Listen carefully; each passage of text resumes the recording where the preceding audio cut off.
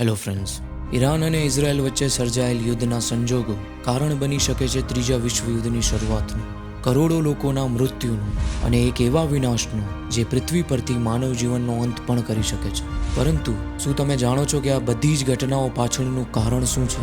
Iran અને Israel વચ્ચેના આ યુદ્ધની શરૂઆત કઈ રીતે થઈ?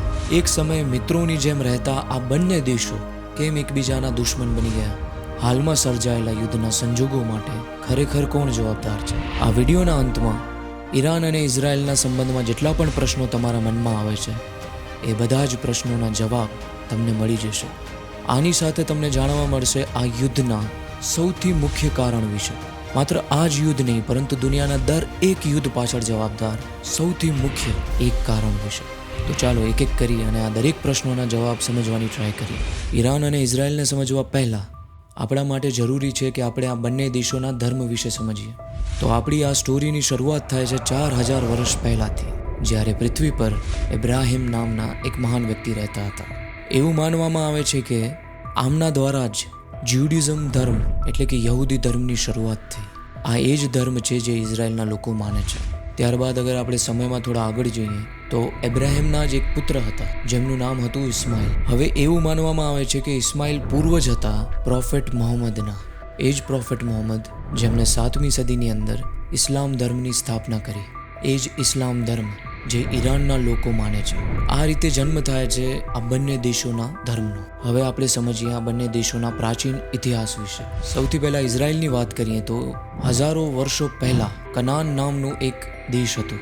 એવું માનવામાં આવે છે કે ઇઝરાયેલી લોકોના પૂર્વજો આ દેશમાં રહેતા હતા, જેને અગર આપણે મેપમાં જોઈએ તો હાલમાં જ્યાં ઇઝરાયલ છે એ લેબેનન, સિરિયા, ગાઝા સ્ટ્રીપ અને વેસ્ટ બેંક જ્યાં છે આ બધી જ જગ્યા કનાન નામના એક દેશમાં હતી. આની સાથે ધ્યાન આપવાની વાત એ પણ છે કે આના સિવાય પણ દુનિયાના અલગ અલગ ભાગની અંદર ઇઝરાયેલી લોકોના પૂર્વજો રહેતા હતા. એટલે આપણે એવું કહી શકીએ કે ઇઝરાયેલી લોકો દુનિયાના બીજા પણ અલગ અલગ ભાગમાં રહેતા હતા. હવે અગર આપણે ઈરાનની વાત કરીએ તો હજારો વર્ષો પહેલા આ જ સમય પર પર્શિયા નામનું એક મહાન દેશ હતું અને એવું માનવામાં આવે છે કે આ પર્શિયન લોકો જ ઈરાની લોકોના પૂર્વજો હતા. પર્શિયાને અગર આપણે મેપમાં જોઈએ તો હાલમાં જે ઈરાન છે એ અને સેન્ટ્રલ એશિયાના ઘણા બધા વિસ્તારોમાં પર્શિયા દેશ અસ્તિત્વમાં હતું. હવે અત્યાર સુધીના સમયમાં ઈરાન અને ઇઝરાયલ વચ્ચે કોઈ પણ જાતના મતભેદ અથવા તણાવ નહોતા. એ બંને દેશ શાંતિથી પોતાનું જીવન વ્યતીત કરતા હતા. ત્યારબાદ અગર આપણે સમયમાં થોડા આગળ જઈએ તો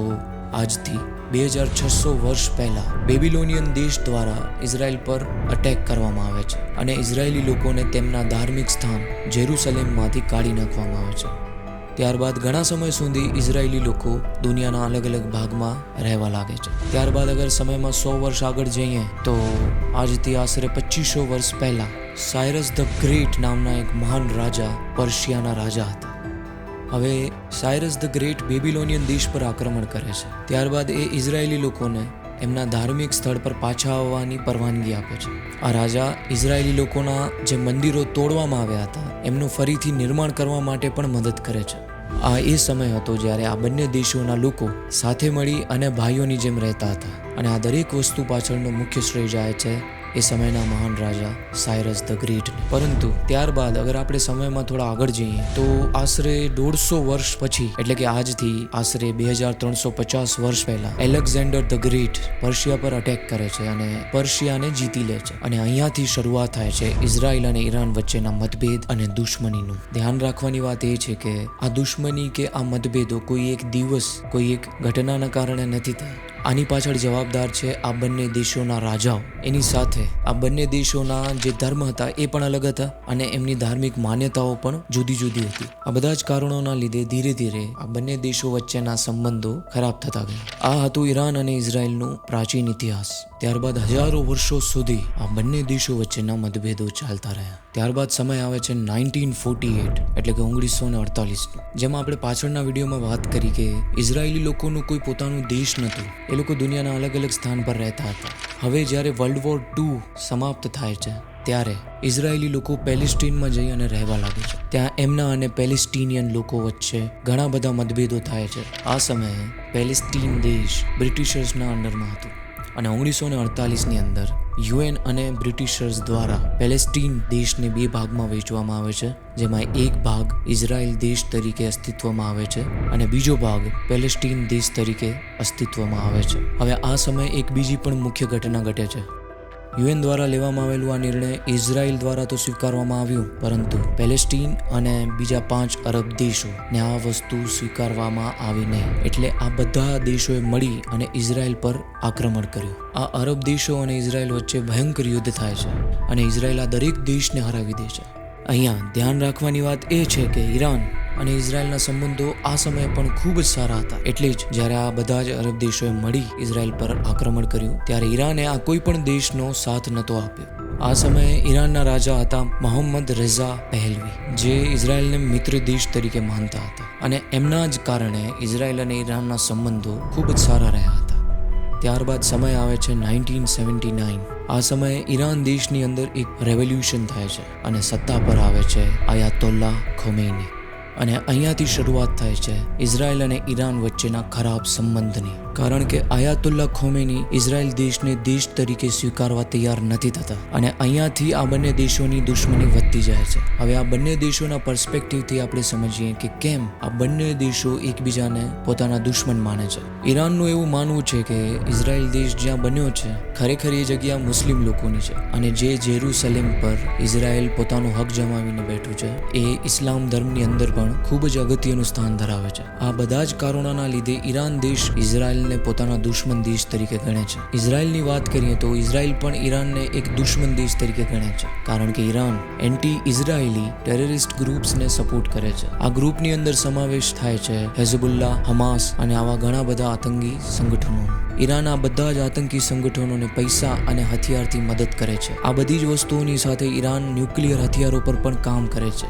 આવી રીતે આ બંને દેશોની દુશ્મની સમયની સાથે વધતી જ જાય છે, પરંતુ આ બંને દેશ ક્યારે પણ સીધા યુદ્ધમાં એકબીજાની સામે નથી ઉતર્યા. ત્યારબાદ સમય આવે છે 2023, જ્યારે પેલેસ્ટીન દેશની અંદર રહેતા એક આતંકી સંગઠન હમાસ દ્વારા ઇઝરાયલ પર ઘણી બધી મિસાઇલો દ્વારા આક્રમણ કરવામાં આવે છે.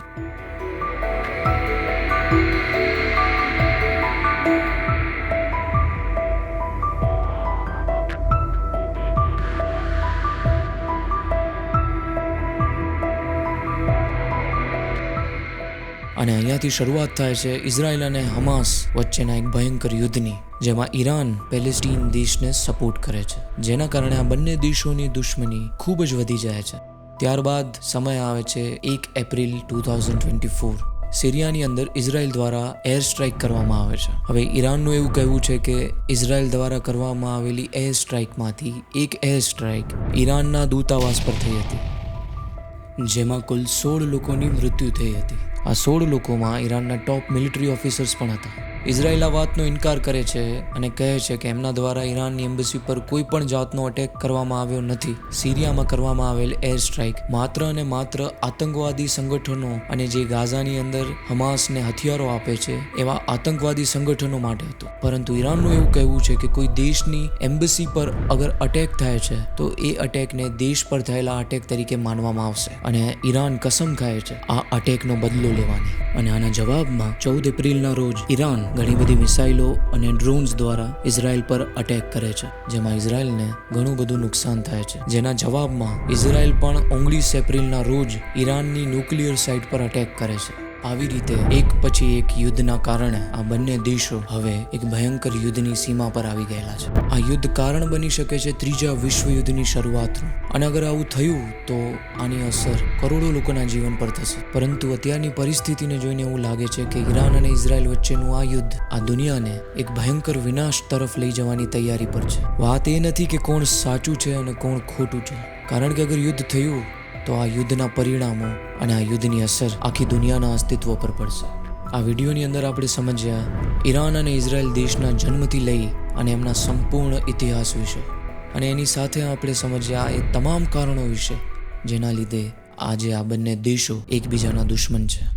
હવે આ વિડીયોની અંદર આપણે સમજશું એ એક મેઇન રીઝન વિશે જે હજારો વર્ષોથી દુનિયાના તમામ યુદ્ધ માટે જવાબદાર છે, અને આ કારણ છે પાવર. ભલે રાજા હોય કે પોલિટિશિયન્સ હોય, હજારો વર્ષોથી જ્યારે કોઈ વ્યક્તિ દુનિયાને પોતાની શક્તિઓનું પ્રમાણ આપવા માંગે છે ત્યારે આ દુનિયામાં યુદ્ધ થાય છે. હજારો વર્ષોથી આ યુદ્ધ થયા રહ્યા છે, જેની અંદર મૃત્યુ માત્ર અને માત્ર નિર્દોષ વ્યક્તિઓની થાય છે, ભલે એ કોઈ પણ દેશના હોય. યુદ્ધથી ફાયદો માત્ર અને માત્ર સત્તા ચલાવનાર લોકોનો જ થાય છે, અને નુકસાન માત્ર અને માત્ર દેશના નાગરિકોનું.